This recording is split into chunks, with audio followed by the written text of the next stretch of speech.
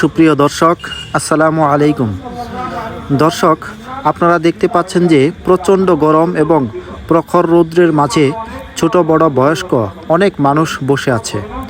তীব্র তাপদাহ, প্রচণ্ড গরম এবং অনাবৃষ্টির কারণে মানুষ সহ পশু পাখির কষ্ট এবং ফসল আবাদের ক্ষয়ক্ষতি থেকে মুক্তি লাভের আশায় আমরা নামাজ এবং দোয়ার আয়োজন করেছি। আজকে আমরা নামাজ ও দোয়ার মাধ্যমে মহান স্রষ্টাকে রাজি খুশি করে এই রোদের প্রখরতার আযাব থেকে মুক্তি চাব, যেন মহান আল্লাহ তাআলার নিয়ামত বৃষ্টি দিয়ে আমাদেরকে এই মুসিবত থেকে মুক্তি দান করেন। দর্শক, এই আমলটি একটি পরীক্ষিত আমল। আল্লাহর রসুল সাল্লাল্লাহু আলাইহি সাল্লামের জামানায় তিনি নিজেই এই আমলটি করতেন, এভাবে বৃষ্টির প্রার্থনা করতেন এবং আল্লাহ তাআলা সঙ্গে সঙ্গে আসমান থেকে বৃষ্টি বর্ষণ করতে থাকতেন। দর্শক, আমি আমাদের মুরব্বীদের কাছ থেকেও শুনেছি যে এই আমলটি তারাও করতেন, আর যতক্ষণ আল্লাহ তাআলা বৃষ্টি না দিতেন ততক্ষণ তারা এই আমলটি করেই যেতেন। আর মহান প্রভু আল্লাহ তাআলা খুশি হয়ে আকাশ থেকে তার রহমতের বৃষ্টি বর্ষণ করতে থাকতেন। দর্শক, আজ তেমনি এক অনুষ্ঠানে যোগদান করতে পেরে সত্যিই মনে খুব আনন্দ পাচ্ছি। দর্শক, এখানে বিভিন্ন গ্রাম থেকে ইমামগণ এবং মুসল্লিগণ এসেছেন। ইমামগণ ওনারা কুরআন ও হাদিস থেকে গুরুত্বপূর্ণ আলোচনা করছেন। আমরা কিছুক্ষণ হুজুরদের আলোচনা শুনব।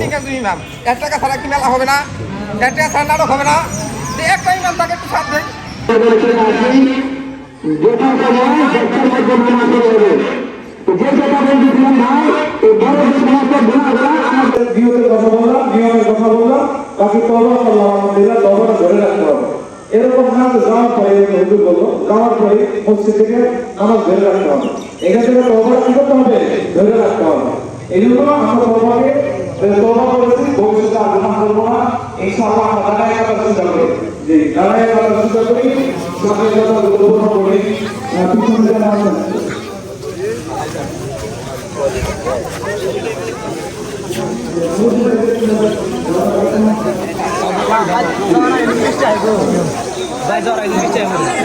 আমিন। লাস্টে কথা কেন?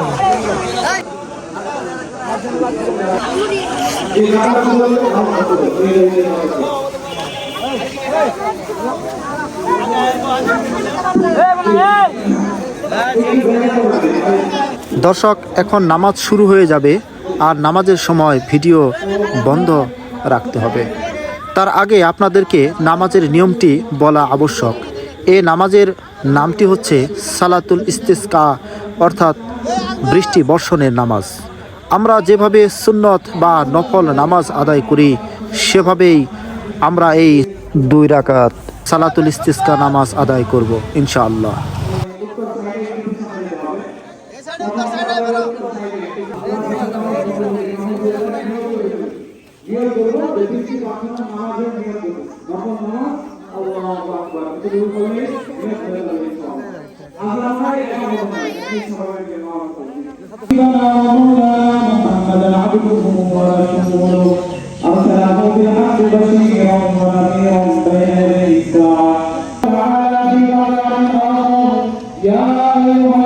দর্শক, ইতিমধ্যেই সালাতুল ইস্তিসকা নামাজ পড়া শেষ হলো। এখন ইমাম হুজুর শিব্বির আহমেদ সাহেব কিছুক্ষণ খুতবা পাঠ করে শোনাবেন, এরপরে দোয়া আরম্ভ হবে।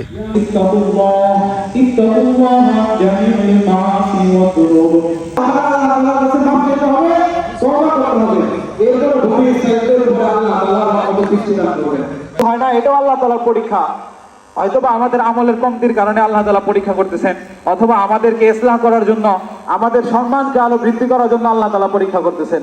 এই জন্য পরীক্ষা যদি আমরা ধৈর্য ধারণ করে কোরআন সুন্নাহর দিক নির্দেশনা অনুযায়ী যদি নিজের জীবনকে পরিচালিত করতে পারি, ইনশাআল্লাহ আল্লাহ তাআলা আমাদের ক্ষমা করবেন, রহমতের বৃষ্টি দান করবেন। আমাদের কি প্রয়োজন? রহমতের বৃষ্টি দিলে আল্লাহ তাআলার কি ক্ষতি হয়ে যাবে? আল্লাহ তাআলার কোনো ক্ষতি হবে না। আল্লাহ তাআলা যদি চান আমাদেরকে রহমতের বৃষ্টি অনেক দিতে পারবেন ইনশাআল্লাহ। কিন্তু আমরা ওইভাবে চাইতে পারতেছি না। এই জন্য আমরা রহমতের বৃষ্টির জন্য আল্লাহ তাআলার কাছে দোয়া করব। হ্যাঁ, অনেকে অসুস্থ আছেন, এটাও আল্লাহ তাআলার পরীক্ষা। অসুস্থতার সময় ধৈর্য ধারণ করা এবং কোরআন সুন্নাহ অনুযায়ী জীবনযাপন করা, ধৈর্য হারা না হয়ে যাওয়া। অনেকেই বলে যে অসুস্থ কি আমারই দেখতে পারলো, আল্লাহ কি আমাকেই দেখতে পারলো, হ্যাঁ আর কি মানুষ খুঁজে পাইলো না, আমাকে এত বড় একটা কঠিন অসুখ আল্লাহ তাআলা দিতে পারলো। এই কথা এভাবে আসলে বলা ঠিক না। অসুস্থতা আল্লাহ তাআলার নিয়ামত, সুস্থতা আল্লাহ তাআলার নিয়ামত। অসুস্থ হইলে আমরা দোয়া করবো আল্লাহ অসুস্থতার নিয়ামতকে সুস্থতার নিয়ামত দ্বারা পরিবর্তন করে দেন, কারণ দুটোটাই আল্লাহ তাআলার পক্ষ থেকে। কি বলেন? এই জন্য দোয়া করবো। হ্যাঁ, আরো বিভিন্ন প্রয়োজন আমরা আল্লাহ তাআলার কাছে চাইবো। আর দোয়ার জন্য একটা নিয়ম আছে, এটা যেহেতু একটা আমাদের বিষয়টা হচ্ছে যে আমাদের ঈমান আমল সবকিছু পরিবর্তন হয়ে গেছে।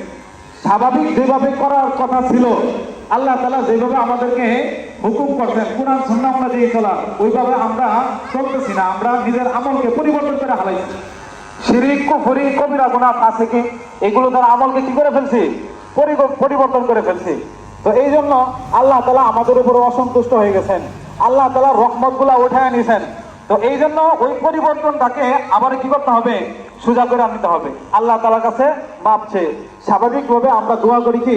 এভাবে দোয়া করি, হাত পেতে এভাবে দোয়া করি। তো এই নামাজের পরে যে দোয়াটা করা হয়, ওইটা হাতকে এভাবে উল্টায় করে কি করা হয়? দোয়া করা হয়। হাতকে আমরা এভাবে করবো, উল্টায়া এভাবে করবো, কখনো একটু উপরের দিকে উঠাবো, আবার কখনো একটু নিচের দিকে। তো এই সিস্টেমে সুন্নাহ অনুযায়ী এইভাবে আমরা কি করবো? এইভাবে আমরা হাত ধরবো। কথা বুঝতে পারছেন কি সবাই? হাতটা এইভাবে ধরবো, এইভাবে না। আমরা তো স্বাভাবিকভাবে এভাবে মোনাজাত করি। তো হাতটা এইভাবে ধরে আল্লাহ তাআলার কাছে চোখের পানি ফেলে একদম অন্তর থেকে দোয়া করবো ইনশাআল্লাহ। দেখেন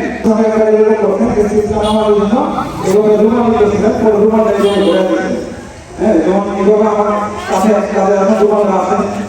তো আমরা একবার সূরা ফাতিহা, তিনবার সূরা ইখলাস, ইস্তিগফার বলে শুরু করতে হবে। আউযু বিল্লাহি মিনাশ শাইতানির রাজিম। বিসমিল্লাহির রহমানির রহিম। আলহামদুলিল্লাহি রাব্বিল আলামিন আর-রাহমানির রহিম মালিকি ইয়াউমিদ্দিন। দাঁড়ায়ও করতে পারেন, বসেও করতে পারেন, সমস্যা নাই, যাদের ব্যক্তিগত বিষয়টা। জি, দোয়া ধরি, সকলে দোয়া ধরি। বিসমিল্লাহির রহমানির রহিম। আয় আল্লাহ, আপনার খোলা আসমানের নিচে দাঁড়িয়ে আয় আল্লাহ আপনার রাসূলের সুন্নাতকে জিন্দা করার উদ্দেশ্যে, আয় আল্লাহ আপনার রহমতের বৃষ্টি লাভের আশায়, আয় আল্লাহ আপনার দরবারে 2 রাকাত সালাতুল ইস্তিসকার নামাজ আদায় করেছি। রব্বুল আলামিন আল্লাহ আমাদের সালাতুল ইস্তিসকার নামাজকে কবুল মঞ্জুর করে নিন। আয় আল্লাহ এখানে যারা উপস্থিত হয়েছে, আয় আল্লাহ বিভিন্ন ব্যস্ততাকে ফেলে রেখে, আয় আল্লাহ আমাদের দৈনন্দিন কাজকর্মগুলোকে ফেলে রেখে আল্লাহ আপনার শাহী দরবারে হাত উত্তোলন করেছি। আয় আল্লাহ আমরা খাঁটি দিলে আপনার দরবারে তওবা করেছি। আয় আল্লাহ দয়া করে মায়া করে আমাদের তওবাকে কবুল আর মঞ্জুর করে নিন। আয় আল্লাহ আপনি আমাদের তওবাকে কবুল আর মঞ্জুর করে নিন। আয় আল্লাহ অঙ্গীকার করে সারা জিন্দেগিতে নামাজ কাজা করবো না। আয় আল্লাহ আপনার হুকুম বাদ দিও না।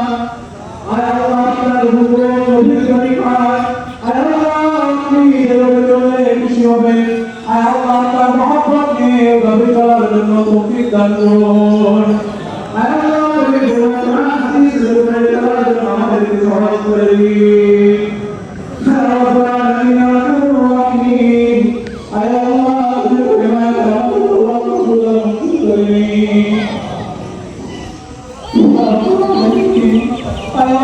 সুপ্রিয় দর্শক, এই মাত্র দোয়া শেষ হয়ে গেল।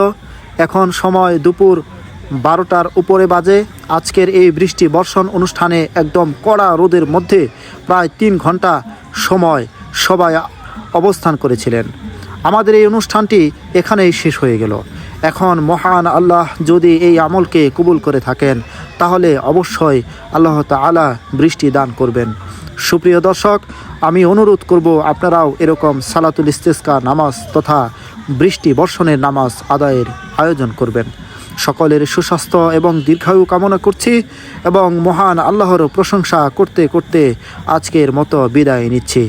দেখা হবে, কথা হবে পরবর্তী কোনো ভিডিওতে। আসসালামু আলাইকুম।